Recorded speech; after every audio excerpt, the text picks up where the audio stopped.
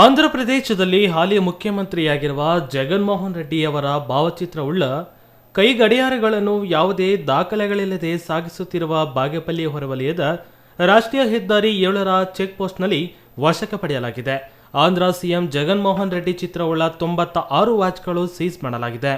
1 ಲಕ್ಷ ರೂಪಾಯಿ ಮೌಲ್ಯದ ಕೈ ಗಡಿಯಾರಗಳನ್ನು ಚುನಾವಣಾ ಸಿಬ್ಬಂದಿ ಜಪ್ತಿ ಮಾಡಲಾಗಿದೆ.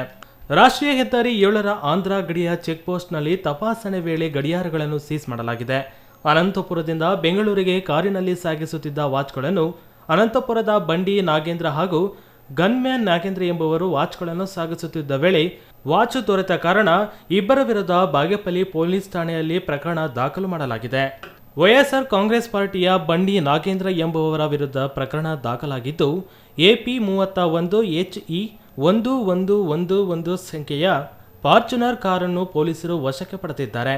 ಚುನಾವಣಾ ನೀತಿ ಸಂಹಿತೆ ಹಿನ್ನೆಲೆ ತಪಾಸಣೆ ನಡೆಸುತ್ತಿದ್ದ ಚುನಾವಣಾ ಸಿಬ್ಬಂದಿಗೆ ಗಡಿಯಾರಗಳು ಸಿಕ್ಕಿವೆ. Subbu, CTV news, Bagepalli.